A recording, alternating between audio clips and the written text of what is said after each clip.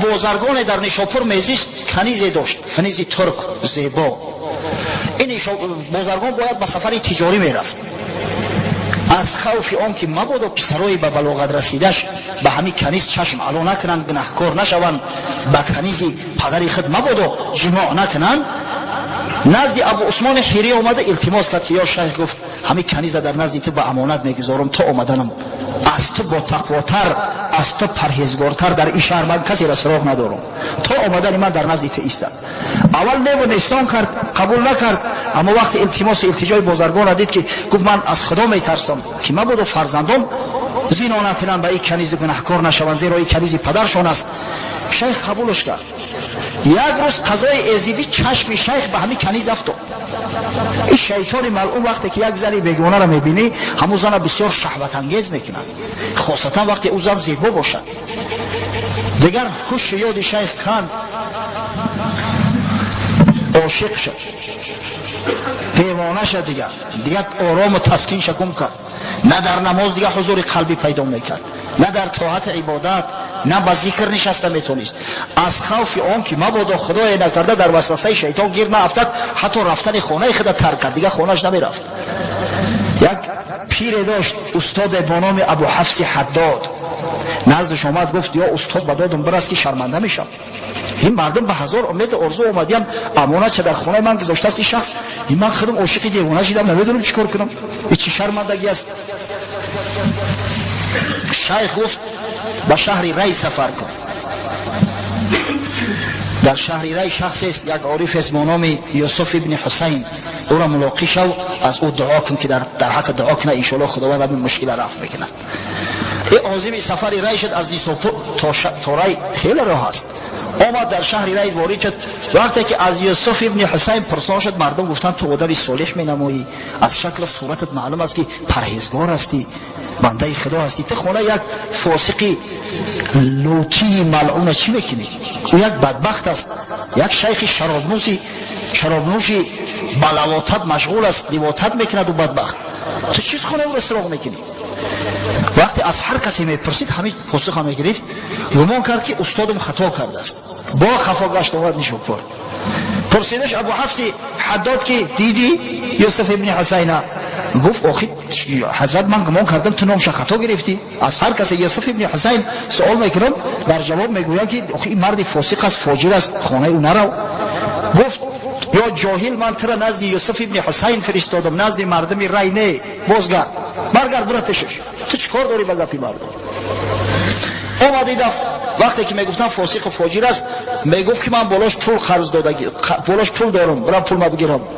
بعد خانه را نشونش دادن. اومد شیخ در مهمان خانه شیشته است، در پهلوش یک امرد بچه بسیار زیبا و خوشرو، در نزدش یک سبو کوزه را میگویند که در اون مای میگرفتن عادتا. در پهلوی سبو سوراخی ریومکا، چیزی که با او شراب مینوشیدن، و همین امردی بیریش جوان زیبا و خوشرو در پهلوش نشسته است. شیخ با یک لطافت یا مهربانی تبسم کرد، است طرف همو غمزه دارد. وقتی که از در درآمد چنان نفرت وجود چه گرفت که حتی سلام نداد به شیخ. با یک تنفر شیخش آمدش کرد، مرحباش کرد، اومد در یک گوشه کشید با تنفر، با غضب. وقتی که شیخ به صحبت شروع کرد، چنان سخنای از زبانش برآمد که این مات مبهوت ما. گفت واقعا همون شیطان هم دانشمند است، اما خداوند که هدایتش نکرده است گمراه و احمق است. گفت تو از ما چی کم بودی دیدی که تهمت مون میکنی، طعنمون میزنی؟ گفت این امرد بچه در نزدت نشسته است، چی است؟ شرم نمیداری از خدا، با ایریشی سفیدت در نزدت سبو مونده است و سراحی شراب مینوشی، نمیترسی که غضب خدا بالای تو میآید؟ نه فقط بالای تو، بالای تمام مردم شهر ری میآید. گفت این پسر خوردیم است، همه امرد بچه‌ای که میبینی پسر خوردیم است، در نزد من قرآن میخواند، قرآن حفظ میکند. از سبو در سراحی را گفت این آبی همه چشمه نزد حولی خدمه است، تو اول یه بنوش. این سراحی گفت شکسته بود، گرفتم شریشش کردم به خاطر آنکه ضایع نشود، همین را میگیرم استفادهش میبرم. این سبو هم از کجای همین خانه ما افتیده است، پرتم شوخی گرفته استفادهش بردستیم. گفت آخه مادام که چنین باشد چرا با مردم نمیفهمونید؟ یا شیخ چرا نمیگوی که همین پسری خوردیم است آخه این امرد بچه نیست؟ چرا در یک چایلیک چای نمیگیری آخه خود در سر از این مردم میگن شراب مینوشه و در نزدش سبو و سراحی است؟ چرا از چایلیک در پیاله چای نمیریزی بخوری مثل مردم جانشونانه که مردم میکنن؟ آخه همین رفتاری تو برای چی است؟ میدانی که مردم خدا همه لعنتت میگن، تو کافرت میگن، زندقت گفتستیان، در شهر ایران مردم در رو توف میکنن اگر دسترس دستگیرت کنن. چرا این کارا میکنی؟ شیخ گفت به خاطر آن که مردم با تقوا و با پرهیزگاری من غره شده کنیزهای ترکشون آورده در خانه من به امانت نگذارن. حال این مرد نگفت است که من با چی کار اومدم، چی خواهش دارم. یعنی شیخ بزرگان دوستای خدا هستند، به خاطر خدا از ملامت مردم اندیشه نمیکردن، گپ حق همیشه میگفتن. مقصد از آوردن این قصه چی است؟ ما عمل او شیخی را که اهل ملامتیه بود دستگیری نمیکنیم. نه، در شریعت پیشو حق نداره که چنین یک کاری را کنه. غرض از آوردن این قصه آن بود که ببینه که این نظر حرام چگونه در وجود انسان میتونه اثر بگذاره. شیخی را مثل ابو عثمان حیری با او بزرگی با او نجابت توانست که مسخر یک کنیزی تر کند، میداند همین حرام است، اینقدر بیقرارش کند. شما جوانای برگ گل حال هیچ چیز از دنیا ندیدید، وقتی که زنی لچ برهنه را میبینید با ذوق این فیلم را تماشا میکنید، مگر این شیطان ملعون شما را آرام میگذاره؟ انگوش شمار بدن در زمان بعثت جناب سرور عالم صلی الله علیه و سلم، حتی در زمان هجرتش از مکه به مدینه سال 622 میلادی در مکه مکرمه همگی 17 نفر شخصایی بودن که خوانده و نوشته میتونستن. یکی از اونا همه ابو طالب عمی پیغمبر صلی الله علیه و سلم است و شعرها هم دارد. بسیار شاعری پرقدرت است ابو طالب، بسیار افتخار و عزت داشت، شکل صورتش هم بسیار زیبا بود. ابو طالب دریافت که با خوشی اگر با این مردم معامله نکند شاید که یگان زیان و ضرر به محمد صلی الله علیه و سلم در خلوت رسانند. از این خاطر با سخنهای خوش، با گپای که دل آزار نمیدهد آنها را رد کرد. گفت شما برگردید، من خودم انشالله قطعش صحبت میکنم. شما میدونه که محمد چقدر ذکی و زیرک است، دانشمند است، محیب است، انشالله سخن ما را دو نمیکند. شما برگردید. شیخ سعدی میگه با بدندهش هم نکویی کن، دهن سگ به لقمه دوخته به. یک تشکیلی دیگر شو کرد، زدن در جان شیرینشانو، بعد رخصتشون کرد، اما کار نگرفت و حضرت صلی الله علیه و سلم همون دعوت تبلیغی خود ادامه میداد آشکار. زیرا خداوند امرش کرده بود فصدع بما تؤمر، آشکار کن او چیزی را که به آن امر کرده شده ای، یعنی رسالت خود آشکار کن. دیگه زمان خلوت گذشت، زمان پنهانی گذشت، آشکار مردم دعوت کن. فصدع. وقتی قریشی ها دیدن که پند نصیحت فایده نکرده است، این دفعه باز یک گروهی کلانتر تشکیل کردن، نماینده های خودشون نزد ابو طالب فرستادن و ابو طالب هشدار دادن،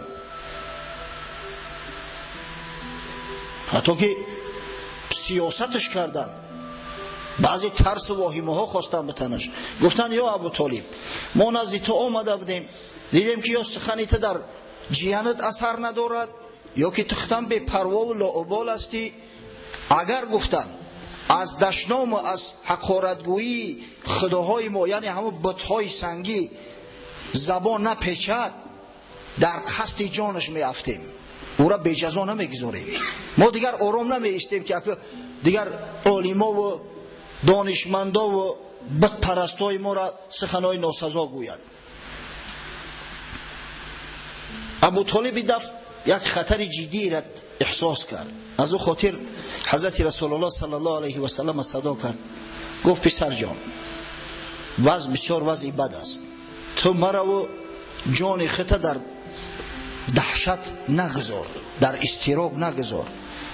تو دیده ایستاده ای که تمام قوم بر ضد تو شوریده ایستادند، من تنها هستم، سین سال من به جای رسیده است، میترسم که دیگر قوت نکنم و از تو پشتیبانی نکنم. از همون خاطر پسر جان گفت بس کنه که دیگر دعوت قطع کن. هم به جان من رحم کن هم به جان خودت. حضرت صلی الله علیه و سلم گمان کرد که ابو طالب به او اعلام کرده ایستاده است که اکنون من بعد من از پشتیبانی تو دست میکشم. از همین خاطر اشکاش جاری شد. از میان مردم، از میان مخلوقات روی زمین، یگانه کسی که اندک دلگرمی داشت نسبت پیغمبر صلی الله علیه و سلم ابو طالب عمکش بود. وقتی عمکش سخن گفت دیگه دلش بسیار سرد گشت، از جاش خیست، آبی دیدش در پرای رخسارش. گفت یا عم والله لو وضعوا الشمس في يميني والقمر في يساري ما اترك هذا الامر حتى يطهره الله تعالى او اهلك فيه.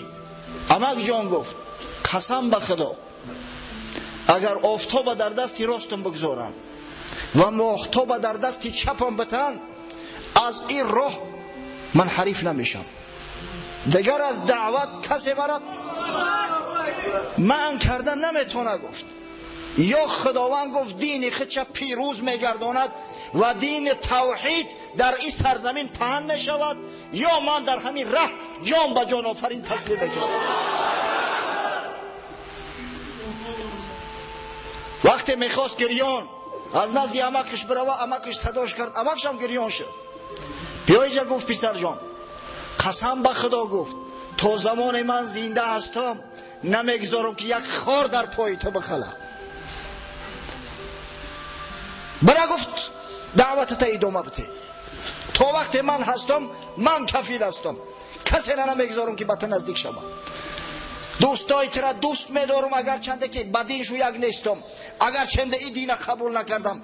دشمنای تو برای من دشمن هستند، اگر چنده برادرم ابو لهبم که باشد. و یک قصیده در وصف پیغمبر صلی الله علیه و سلم سرایید. بسیار شاعر قوی بود.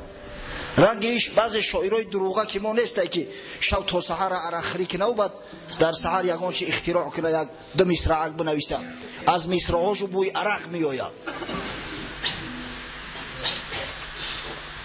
گفت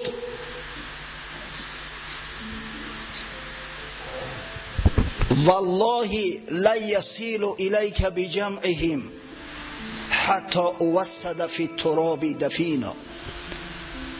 والله لا يصل إليك بجمعهم حتى أوسد في التراب دفينا. قسم به خدا گفت یا محمد کسی جرأت نمیکند که دست در بدن تو بگذاره. تو بلال نیستی که غلام باشی ترا اجر کنن زجر کنن اذیتت بتن. تو عمار ابن یاسر نیستی که پدر و مادرت غلام باشه و ترا زجر کنن. تو فرزندی عبدالله نبیره عبدالمطلب هستی. تمام بنی هاشم و بنی مطلب پشتی تو میشوند. والله لا يصل الیک بجمعهم. قسم به خدا گفت اگر تمام عرب که جمع بیاین هیچ کدومش زیان و ضرر به تو نمیرسونن، تا زمانی که در داخل خاک بدن ابو طالب نپوسد. یعنی تا زمان مرا در قبر نبرن نگذارن، من نمیگذارم که کسی به تو یگان زیان و ضرر برسونن. مسلمانا، اهل اسلام، امتای محمد صلی الله علیه و سلم، این سخن یک مشرک است. سخن ابو طالبه که ایمان آورده است. سخن ابو طالبه که خداوند از هدایت محرومش کرده است. فردا روز قیامت انا همین سخن در روی ما و شما کشیده می شود. مرگ شما بر این مسلمان، مرگ شما بر این امتهای محمد صلی الله علیه و سلم. یک مشرکی که از هدایت خدا محروم بود فقط به خاطر آن که محمد صلی الله علیه و سلم جیانش بود اینقدر پافشاری کرد. شما چیکار میکنید؟ شما چی؟ کن محبتی شما. وقتی که حضرت رسول الله صلی الله علیه و سلم این سخن از عمک شنید دیگه قلبش آرام گرفت، شکرانه نعمت خدا را کرد. البته این خدا بود که ابو طالب سرپرستش گذاشت. الم یجید که یتیما فآوا. خداوند متعال گفته بودش که ای محمد مگر من ترم یتیم در نیافته بودم که معوا دادم، برای تو سرپرستا تعیین کردم. تا آخرین لحظات شخصای را واگذاشته بودم که از تو پشتیبانی کنن، تو را تنها نگذارن. و حضرت صلی الله علیه و سلم دعوت خیش رو باز بیشتر زایدتر کرد. قریش دیدن که کار دگرگون شده است، دیدن که ابو طالب جانبداری میکرد روی راست از محمد صلی الله علیه و سلم. از این خاطر راه مکر دسیسه را گرفتند. زیباترین جوان قریش عماره ابن ولید ابن مغیره، این برادر خالد ابن ولید است، زیباترین جوان قریش بود، برناترین جوان. همراهشان گرفتند آوردند، گفتند یا ابو طالب بیا، گفتند فرزند علیش، ما این همه عماره را به تو تسلیم میکنیم مثل فرزندت، بگی بزرگش که کلانش که خدمتی ترا میکنه. پدرش ولید ابن مغیره هم هموجا بود. من گفت از بحری همین فرزند میگذرم، همین فرزند پسری تو، در بدلش به ما محمد صلی الله علیه و سلم تسلیم کن. ابو طالب بسیار زیرک بود، گفت ای قوم شما مرا میخواهی گل بزنی؟ قسم به خدا گفت عجب یک پیشنهاد نوجوان مردانه کرده ایستاده. شما پسرتون آمدن میته که من تربیت کنم و کلام کنم و فرزندی برام میبره قتل میکنه؟ هیچ وقت این کار واقع نمیشه. مطعم ابن عدی ابن نوفل گفت یا ابو طالب به هر راه و وسیله ما خواستیم که دلی ترا یابیم، با تو مناقشه نکنیم، اما تو هیچ پیشنهادی ما را قبول نمیکنی. ابو طالب گفت اگر پیشنهاد شما پیشنهاد جوان مردانه باشد ما قبول دارم، اما وقتی که شما قصد جان فرزندی مرا میکنه، چخیل من راضیگی میتم با کشتن فرزندم، با کشتن عبدالله برادرم، هیچ وقت پسر عبدالله برادر. من بعد گفت اگر کسی که بر ضدش محمد شمشیر کشیده است، بر ضد من شمشیر کشیده است. کسی محمد صلی الله علیه و سلم ناسزا گفت، گویا مرا ناسزا گفت. از این خاطر حضرت صلی الله علیه و سلم یک وضعیت بهتری داشت، وضعش اونقدر بد نبود، اما مسلمان ها واقعا در عذاب بودن، در مشقت های زیاد گرفتار بودن. حتی مسلمان هایی که پشتیبان داشتن از قریش بودن، خیش تباراشو از بحرشو گذاشتن، اونا ابو طالب نداشتن که پشتیبانیشون کنن، خیلی احمق غیور و با ناموس نداشتن. وقتی که وضعیت از حد گذشت، حضرت رسول الله صلی الله علیه و سلم همه را جمع آورد و پیشنهادشون کرد، گفت دیگر علاج نداریم، باید که شما هجرت اختیار کنید. اگر در این جمانده در پیش چشم من آزار و اذیت وقتی که شما را میتن، قلب من آب میشود، ادام میشم، دیگر من طاقت دیدن اذیت و زجر شما را ندارم. گفت شاه حبشه نجاشی از همه ابن ابجر بسیار شاه عادل است، اهل کتاب است، از نصارا است و به شنید من کسی را آزار نمیته، آدم حقگو و حقجو است. از همین خاطر بیاید ملک حبشه را اختیار کنید، به اونجا روید. اگر شما در اونجا باشید، گفت تا زمان آرام شدن، تا زمان مسلمان شدن قومتان، منم انشاءالله آرام میگیرم و استراب وجود ما ترک میکنم. از این خاطر مسلمان ها بعضش کمر بستن. مسلمان های اولی که حبشه را اختیار کردن، هجرت عبارت از 16 نفر بودند، 12 مرد و 4 زن. سروری این گروه رو حضرت عثمان ابن عفان رضی الله عنه به عهده گرفت. عثمان ابن عفان داماد پیغمبر صلی الله علیه و سلم است. ابو لهب خدای پیغمبر بود امکش. وقتی که حضرت صلی الله علیه و سلم اسلامش آشکار کرد، این بدگهر فرزنداش امر کرد که دخترای پیغمبر صلی الله علیه و سلم رها کنید، طلاق دهید. رقیه زوجه عتبه و ام کلثوم زوجه عتیبه بود، دو پسر ابو لهب. هر دو پسر ابو لهب دخترای پیغمبر صلی الله علیه و سلم طلاق دادن. بعد از گذشتن عیده، حضرت عثمان رقیه را خواستگاری کرد و پیغمبر صلی الله علیه و سلم به عثمان رضی الله عنه رقیه را نکاح کرد. و سروری همه گروه مهاجرا را حضرت عثمان ابن عفان میکرد که همراه زنش، همراه دختری رسول الله صلی الله علیه و سلم رقیه رضی الله عنها عازم حبشه شده بود.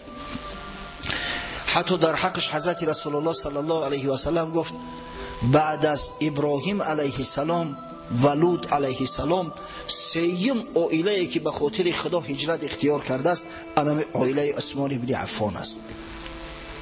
قبل از عثمان ابن عفان فقط حضرت ابراهیم علیه السلام همراه زوجش و حضرت لوط علیه السلام اختیار هجرت کردند، لوط همراه دخترانش. دیگر کسی عائله با یک عائلهش یک جای اختیار هجرت نکرده بود. در راه خدا در نظر دارم سیم شخص گفت همه حضرت عثمان است. رفتن به حبشه. شاه نجاشی را اینا را به خوشی استقبال کرد، کسی به اونا کار نمی گرفت.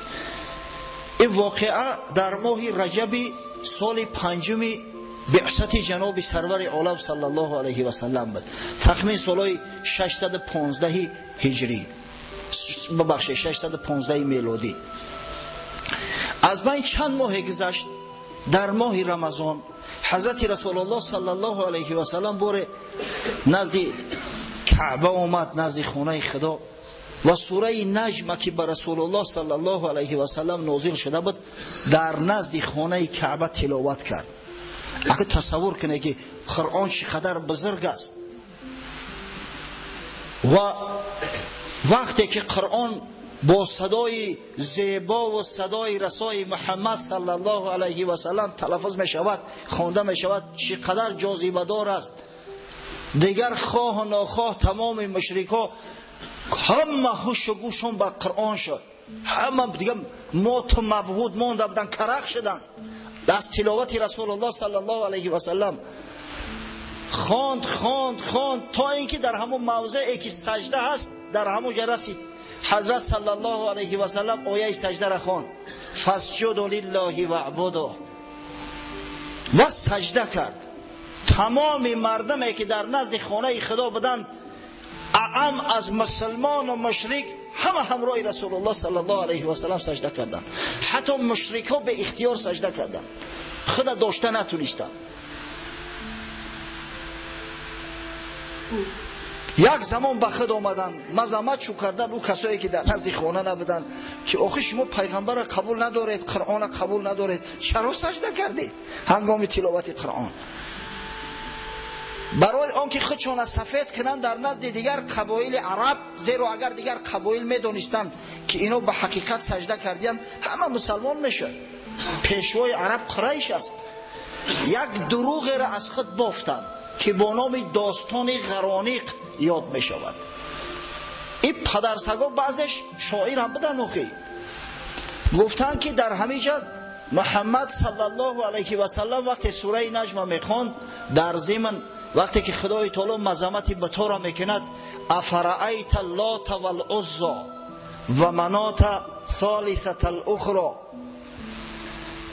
آیا لات و عزی را دیدی که این مردم جاهل ده سنگ پرستش میکنن و سوم اینها که نزد مردم عوام، مردم جاهل، مردم مشرک منات است.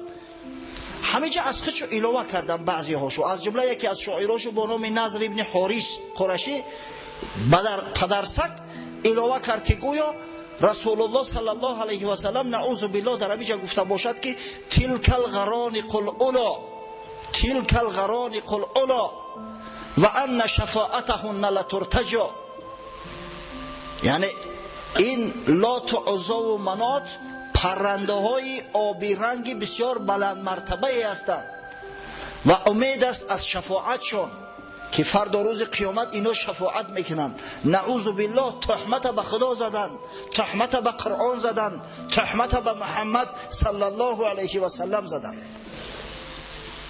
که گویا در همینجا پیغمبر خدا صلی الله علیه و سلم گفته باشد که تلک الغرانق الاولی، در صورتی که این چیز نیست و این بده هم نمیتونه.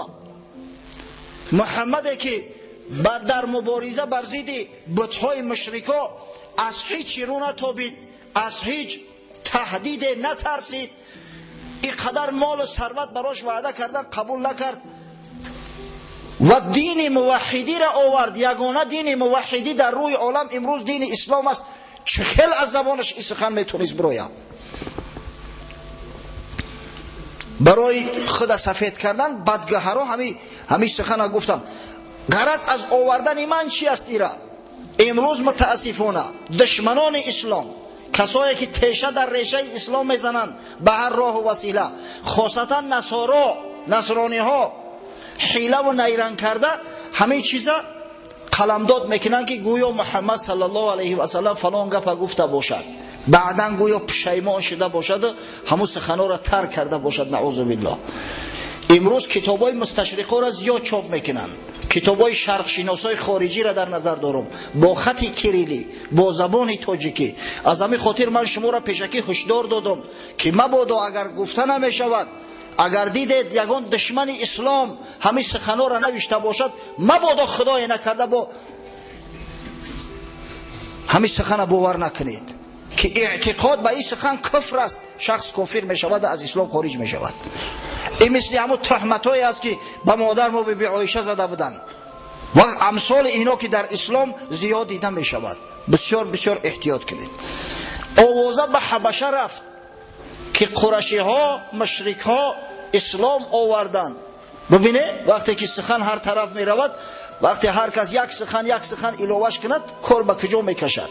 بیچاره اون مردم از بس که دور بدن، در حبشه بدن، آوازه به اونا رفت که مشرک ها، قریشی ها اسلام آوردن، مسلمان شدن.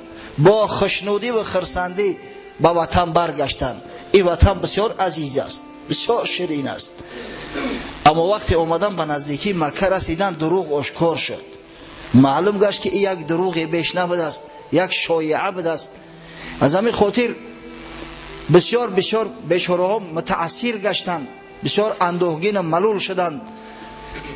بعضی هاش حتی داخل مکه نشده با قفا گشتند رفتند. اما یک قسمش، یک عده اکثرش به مکه که برگشته بودند و دیدن که جو ظلم کافرها باز بیشتر زاییدتر شده است. حضرت صلی الله علیه و سلم امر کرد، بار دوم گفت هجرت اختیار کنید. هجرت آیین حیات مسلم است، همز اسباب ثبات مسلم است. ما و شما حال هجرت نمیفهمیم که یعنی چیست. حضرت علامه اقبال لاهوری میگوید قیصه گویان حق ز ما پوشیده اند، معنی هجرت غلط فهمیده اند.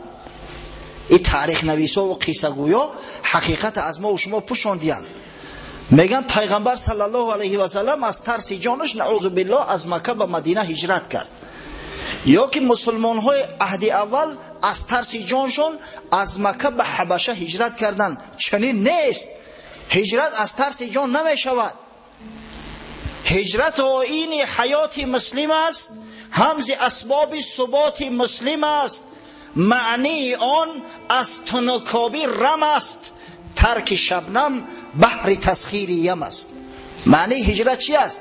در جایی که مسلمان قریب نیست یا هستن و مسلمان های جغرافیایی هستن، پروای اسلام هم ندارن و محبتی به اسلام ندارن، بهترش که کوچ ببندی دیگر جا روی، نزد مسلمان ها برای.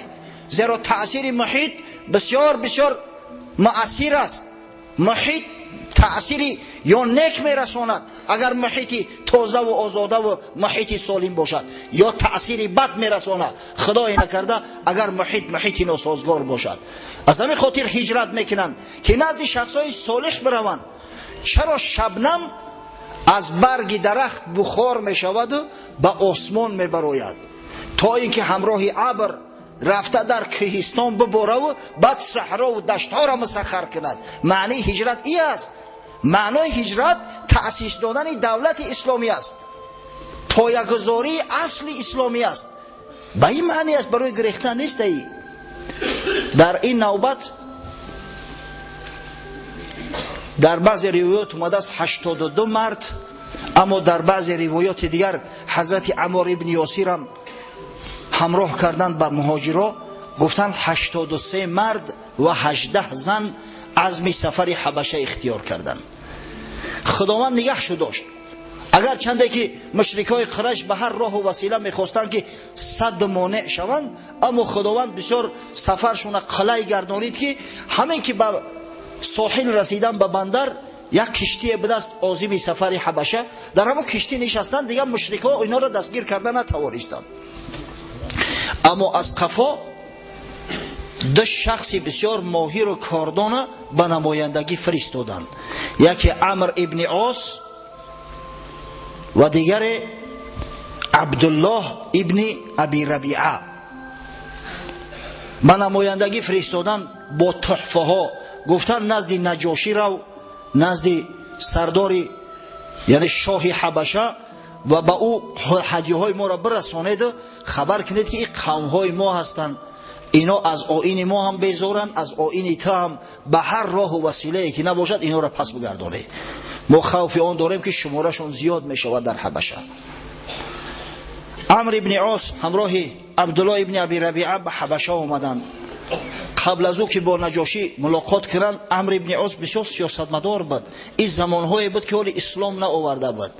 یک روز پیشتر با اسقف ها و پاتریارخ های نصرانی حبشه ملاقات کرد، با کسایی که با شاه نزدیکی داشتند. هدیه و تحفه ها شو داد، یعنی ریشوه شو داد. اونا را هم قبول کردن، گفتن فردا وقت شما گپ زده ما هم پشتیبانی میکنیم، یعنی خرید یک گروهی را به طرف خود مایل ساخت. بعدا روز دیگر در مجلس نجاشی ادعا کردند. نجاشی را هم امر کرده بود همه 83 مرد همه در مجلس شرکت داشتند.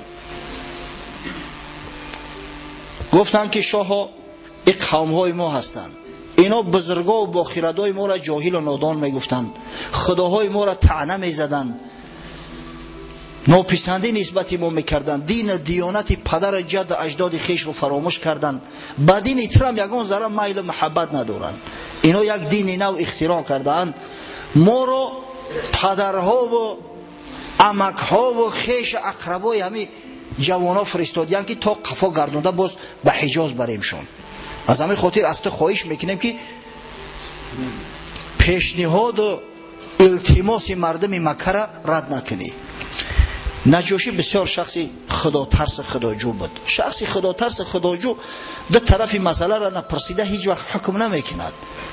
سوال کرد به مهاجرین، گفت چرا شما وطن خودتان ترک کردید به حبشه آمدید؟ از میان مهاجرین سرورشون جعفر ابن ابی طالب بود، اکای حضرت علی. جعفر ابن ابی طالب که با نام جعفر طیار رضی الله عنه مشهور است، از جاش خست.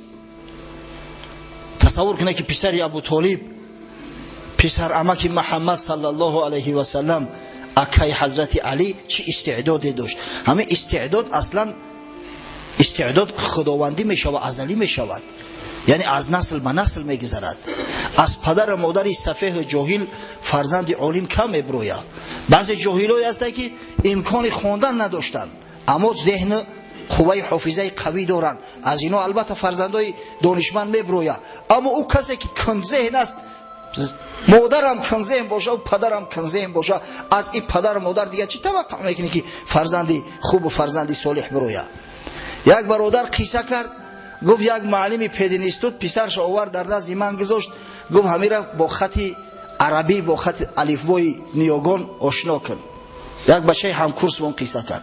6 ماه میگه قطعش زن کردم، همین 28 حرف عربی را یاد گرفته نتونست. بعد گفت پدرش میگه شکایت کرد که تو چه خیلی را درسش دادی که هیچ را نمیدونه. گفتم که خفه نشه برادر جان، یا همین فرزندی حلالی تو نیست یا تو در هم پدینیست، تو چیرس قطعی کار کرده استی. آخی این قدر کند ذهن، تو چه خیلی داد سنتی و فرزند دی قدر کند ذهن، یا مثل اولادی مادرش رفت از مادرش همی خیلی کند ذهن های همی 3 کار خالی نیست. جعفر هم فرزندی ابو طالب است، آخی با مسلمان شده است، خداوند هدایتش کرده است. از جاش خیز گفت شاها ما مردم گمراه بدیم، مردم کور و نابینا بدیم، از حقیقت دور، حق همدیگر را میخوردیم، بتهای سنگی را پرستش میکردیم، عبادت میکردیم. شاه گفت در میان مردم اهل کتاب زندگی میکنی، حالی پرستشی بت ندیدی، که خون حیوان قربانی را میگیرن با در سر فوکیمون نعوذ بالله خداهاشو بشکن که او ای خون سیر شود. ما مردم بودیم که مردار میخوردیم، حیوان مردگی را میگرفتیم و میخوردیم. همین مردار خود مرده در نزد نصرانی ها هم حرام است. در جهالت، در گمراهی پدر دختراش از زنده به زنده در گور میکرد و خداوند به حال ما ترحم کرد. نبی رحمت محمد مصطفی صلی الله علیه و سلم را که از میان خود ماست، شرف نسبش نزد ما آشکار است، حقیقت گوییش نزد ما آشکار است، به پیغمبری مبعوث کرد و این پیغمبر چشمای ما را باز کرد، راه درست برای ما تعلیم داد. از جهالت، از جور، از ظلم، از حق همدیگر خوردن، از زیان و تعرض به همسایه بیچاره و عاجز ما را نگه داشت. ما خواستیم که طبق فرموده های خداوند عمل کنیم، فقط و فقط الله ذوالجلال عبادت کنیم، اما قوم های ما را نگذاشتند. خواستن که ایسر نو باز بدپرست شویم، باز آتش پرست سنگ پرست شویم، باز حق مردم خور شویم، باز جاهل و ظالم گردیم، در صورتی که خداوند ما را از این منع کرده است. از این خاطر حبیب خدا محمد مصطفی صلی الله علیه و سلم به ما توصیه کرد، گفت در ملک حبشه یک پادشاه بسیار با عدل داد زندگی میکند. شخصی خدا ترس است و امید است که خدای تعالی او را هدایت میکند. از میان تمام پادشاهای عالم حبیب خدا تو را برگزید، گفت به ملک همون پادشاه روید، انشالله او نمیگذارد که ظالم دست ظلم تعرض و تعدی خود بالای سری مظلوم بلند کند. از همین خاطر مملکتی تو را اختیار کرده و اومده. گفت دین شما چی است؟ این مردکان میگن دین نو اختراع کرده اید، دین شما چی است؟ آیا از همون کتابی که به پیغمبرتان محمد صلی الله علیه و سلم نازل شده است چیزی دارید؟ حضرت جعفر گفت بله و شروع کرد به خواندن سوره مریم. از همون آیه اولش کاف ها یا عین سین قاف، با چنان آواز زیبا و جلادار و گیرای خان که نجاشی و تمام اسقفایی که نشسته بودند بعضی هاش بر اشوه عمرو بن عاص خریده بود، چنان گریستند که نجاشی ریشش حتی میگه تر شد. وقتی که جعفر تلاوتش تمام کرد به عمرو بن عاص مراجعت کرد، گفت شما میخواهید که من همین بنده های خدا را، کسایی را که خدا یگانه را پرستش میکنن، به شما مشرک های ملعین پلوید تسلیم کنم؟ قسم به خدا گفت هرگز به مرادتون نمیرسه، بگیره توفاتون گم شوه. گفت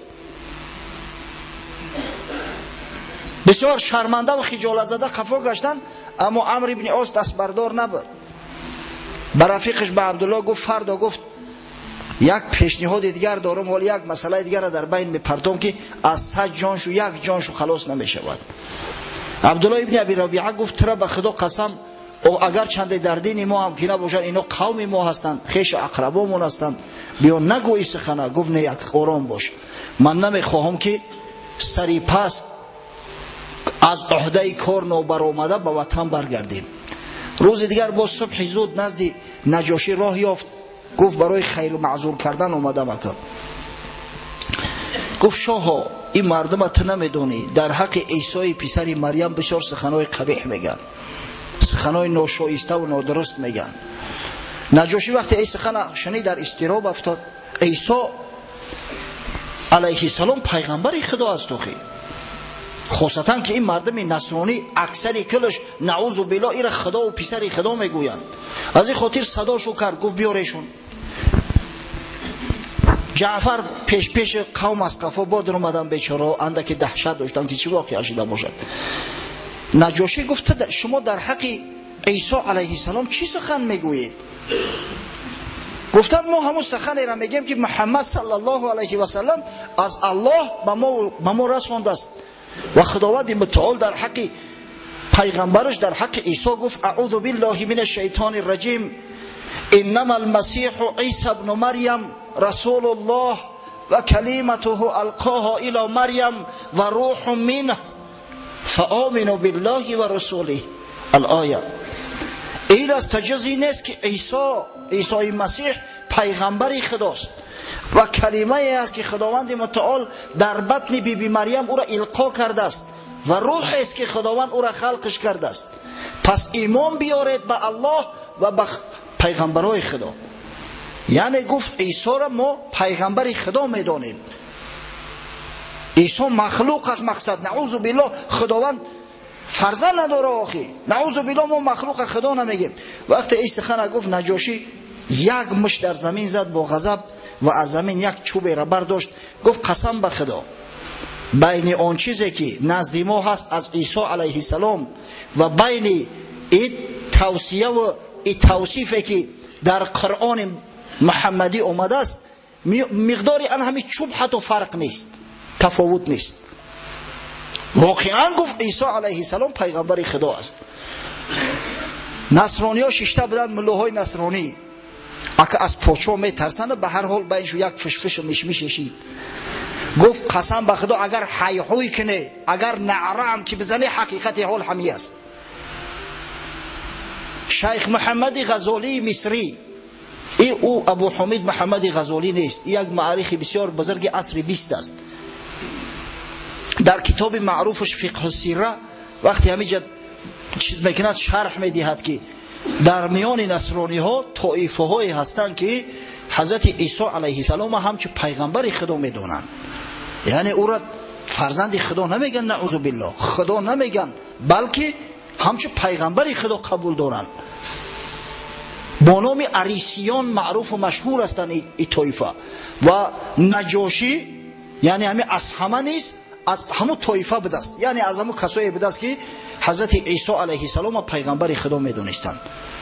من باره به فکرم برای شما گفته بودم در قطار این 4 کتاب انجیلی که امروز در میان مردم نصرانی معروف هستند، یک انجیل دیگری هم است با نام انجیل برنابا. این برنابا یکی از حواری های حضرت عیسی بود و بعضی از همین نسخه های همین کتاب موجود است که در اوجا نام محمد صلی الله علیه و سلم احمد نوشته شده است و در اوجا پیغمبر بدن عیسی علیه السلام صراحتا اومده است و در هیچ جاش نعوذ بالله حضرت عیسی را پسر خدا یا خدا نگفتن.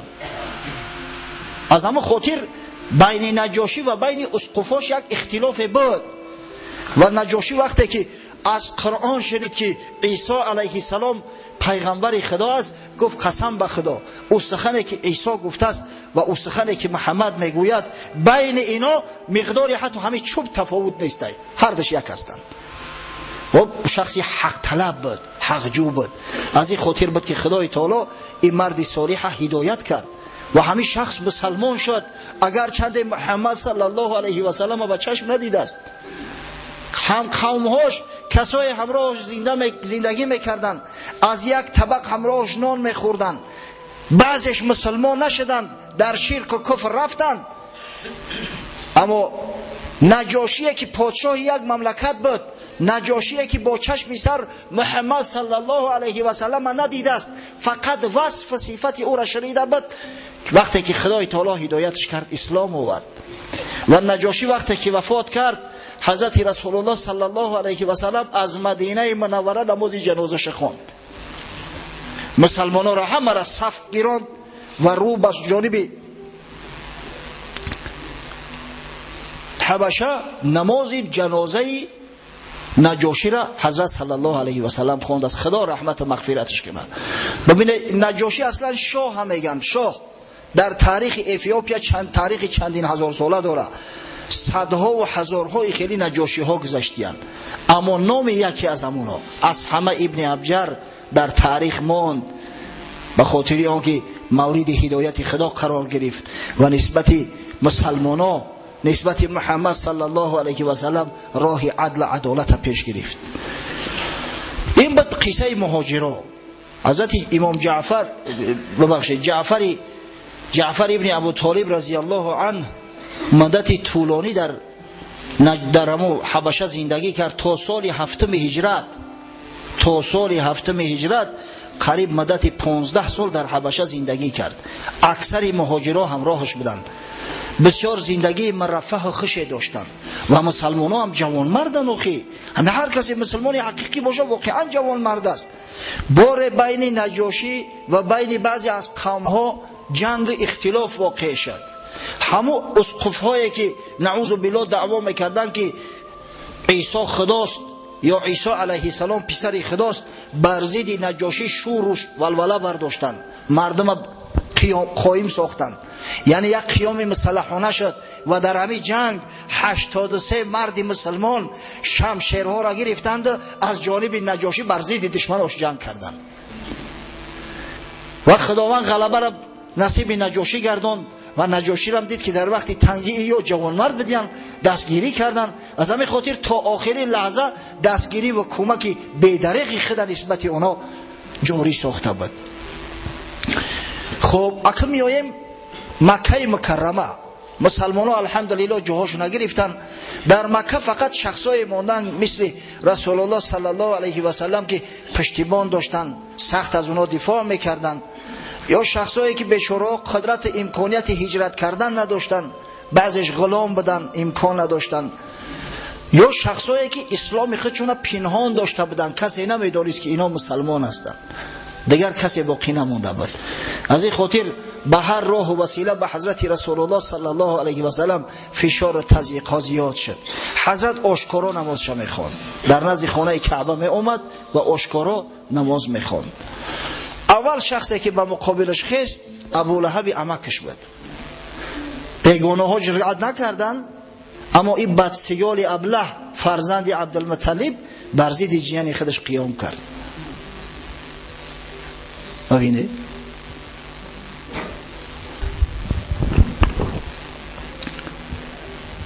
بیگانه به بیگانه ندارد کاری، خیش است که در پی شکست خیش است. بابا افضل کاشانی میگه که بیگانه به بیگانه چی کار داره؟ همین خیش است که بعضی خیشای ناقص العقل هستند که در پی شکست، در پی شرمنده کردن خیش تبارک چو میبرویند. ابولهب هر جا که حضرت صلی الله علیه و سلم میرفت از قفاش میرفت. وقتی که مردم دعوت اسلام میکرد این نعره میزد بدگهر تبلک، خداوند هلاکت کنه، تا اینکه خداوند غضبش جوش کرد و به حبیبش محمد صلی الله علیه و سلم سوره تبت نازل کرد. تبت یدا ابی لهب و تب، هلاک شده دستی ابو لهب که بدبخت دستک زده و گپ میزد و هلاک بود خودی او، مثل همون بیوهای جنجالی وری هر دستش خودی هم دستک زده گپ میزد از این بدگهری ابو لهب. هلاک شد هر دستی ابو لهب و هلاک شد خودی او، نه فرزنداش نه مال حالی جمع آوردش دیگه به دادش نمیرسن. از هدایت خداوندی این بدگهر محروم شد. سیصلا نارا ذات لهب، زود است که در آتش جانسوز جهنم می اندازمش. و یکی دیگر از بدسگالایی که از خیش اقربای رسول الله صلی الله علیه و سلم بدن و نسبت او جور و ظلم روا می دیدن، زنی ابو لهب ام جمیل بود. نام این زنی بدگهر اروا است، اروا بنت حرب ابن امیه، خواهر ابو سفیان. زن ابو لهب در ظلم در جور از شوهر احمق کافرش ماندنی نداشت. همین قدر بیوه شطاح ابله بوده است که به شب خور جمع کرده است و در نزد دروازه پیغمبر صلی الله علیه و سلم خور میریخت که صبح وقتی حضرت برای خواندن نماز به مسجد بیاید پاهاش خونالود شوند. تا این درجه را احمقی را ببینید، تا اینکه عاقبت الامر خداوند زنی اونم در پهلوی شوهرش داخل کرد و امرأته حمالة الحطب. هلاک شد زنش ام جمیل ملعونه که هیزم کش است، یعنی هیزم جنجال و فتنه را در بین مردم میکشه. بعضی از مفسران متاسفانه وقتی ما تنگ است ما همه این تفسیرها را گفته نمیتونیم. بعضی از مفسران میگن که این فردا روز قیامت در جهنم هیزم در پشتارش میگیره میاره و آتش ابو جهل شوهرش، آتش ابو لهب با تستر سریعتر میکند.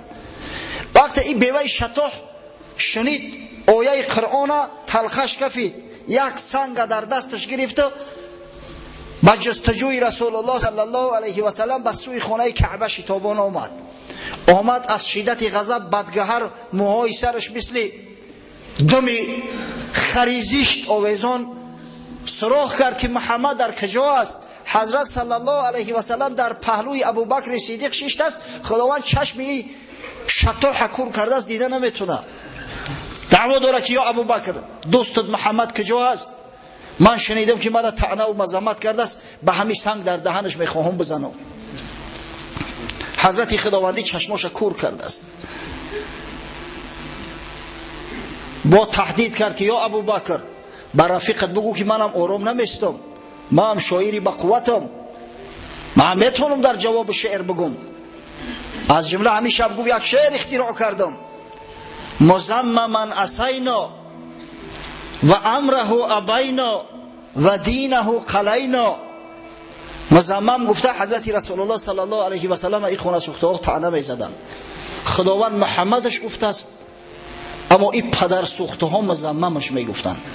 محمد شخصی که شایسته حمد ثناست، اما مزمم شخصی که شایسته مذمت است. یعنی که مزمم ما عصیان کردیم، بر ضدش خیستیم و امر فرمان او را رد کردیم و بر ضد دینش دشمنی کردیم.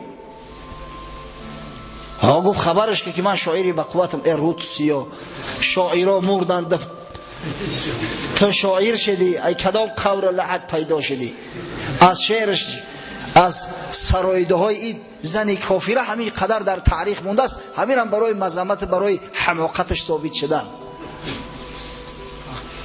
و خداوند متعال به سزای عملش این زن شطاح رسان. در بعض کتب اومده است در تفاسیر، وقتی میگویند میخواست یک پشت هیزم از کوههای مکه به خونش بیارد، نخواست همو بندی هیزم که از لیف خرما بود، از پوست خرما بافته شده بود، از دستش رها خورد و گلوگیرش کرد، خفش کرد، جا به جا زد، مرد. از این خاطر بود که خداوند پیشکی خبرش کرده: و امرأته حمالة الحطب فی جیدها حبل من مسد. این سخن خداوند به حکمت است. در گردنش گفت یک ریسمان است از لیف خرما. آن ریسمانی که از لیف خرما است، اخیر گلوگورش کرد، جا به جا مرد. هر کسی که بر ضد خدا، هر کسی بر ضد پیغمبر خدا و حبیب خدا، هر کسی بر ضد دین خدا، بر ضد کتاب خدا سخن گفته است، ان شاء الله خداوند در همین دنیا خوار و ذلیلش میگردد. دیدن آن بند احمد رو رسد، بر گلوی بسته حبل من مسد. دید در پشت عیال بولهب تنگ هیزم، گفت حمال الحطب. اسم هر چیزی تو از دانا شنو، سری رمزی علم الاسما شنو. هر چیزی را که میخوایی از دانا بفهم، از نادان چی میفهمی؟ نزد موسی نام چوبش بود عصا، نزد خالق بود نامش اژدها. حضرت موسی در دستش چوب خیال بکرد که این عصا است برای نمو پادر راندن. وقتی که خدای تعالی در قرآن پرسیدش که در دست چی است یا موسی، گفت هی عصای اتوکل علیها و احش بها غنمی. پروردگار گفت این عصای من است که مانده شدم در همین تکیه میکنم و برای گوسپندکام برگای درختها را میریزانم که بخورم. اما خداوند میدانست که این اژدها است، در وقتی لازمی به اژدها مبدل میشود. نزد موسی نام چوبش بود عصا، نزد خالق بود نامش اژدها. آنچه بود نزدیک ما نامش منی، نزد حق بودی تو کیندم با منی.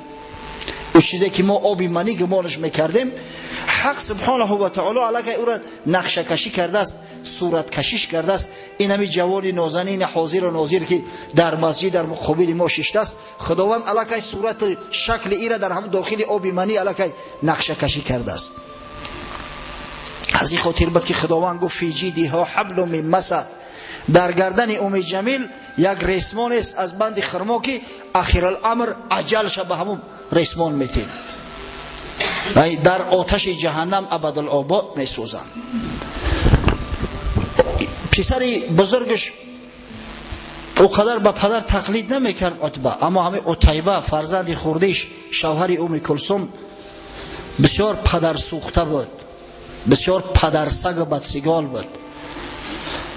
بعد نازل شدن سوره و نجم، بعد از اون که حتی مشرکو هم در جذبه گرفتار شدند و سجده کردند، این پدرسگ بار نزد حضرت صلی الله علیه و سلم اومد، گفته محمد من با و نجمی اذا هوا کافرم، نعوذ بالله. و نجم ای همه آیه یکمی سوره نجم است. من با صاحب ثم دنا فتدلا کافرم. آیاتای سوره را یک یک میخونه و میگه من با صاحب همین کافرم، من با خدای همین نعوذ بالله کافرم. و از گریبان حضرت رسول الله صلی الله علیه و سلم گرفت، نه حرمت خیش تباری کرد، نه حرمت خسری کرد که چندین مدت خسرش بداخی، نه حرمت قومداری کردی پدرسگ. در بعضی روایات اومده است که خواست بر روی پیغمبر صلی الله علیه و سلم توف کند، اما شمال بود، شمال توف شگردان در روی خودش زد. حضرت بسیار با تمکین بود، گفت پروردگارا یکی از سگان درگاه تا بالای همین مسلط کن که سگ بخرش ایرا، سگوار زندگی میکنه، پروردگارا لقمه سگت بگردانش. دعا کردن همو بوده، اجابت کردن خداوند متعال همو. دعای پیغمبرا بسیار مؤثر است. قسم به خدا اگر در حال غضب پیغمبر یا دوستی خدا دعا کند، از بمب‌های اتمی دیده خرابی آورتر است. تا دل مرد خدا نامد به درد، هیچ قومی را خدا رسوا نکرد. بعد یک هفته به سفر بر آمدند به شام، به سفر تجاری. در راه می رفتند که در یک منطقه با نام زرقا ناخواست چشمشو به شیر افتاد، یک شیری بیابانی. عتیبه وقتی که شیر دید در دهشت غلطید، گفت قسم به خدا این همون دعایی است که پیغمبر صلی الله علیه و سلم در حقم کرده است، ولی همین شیر مرا میدرونه. قدر تسلیتش دادن که آخی ما اسلحه داریم، چندین نفر هستیم، تو چی قدر میترسی؟ اما شب دیگه از ترس خوابش نمیبرد، در بین قوره گرفتن خوابش کردن، در گردش 2 حلقه مردم همیتا دور دور خواب، در بین قوره موندنش که تو نترس خواب کن. به امر پروردگار شبانه شیر اومد، از بالای مردم گذشت.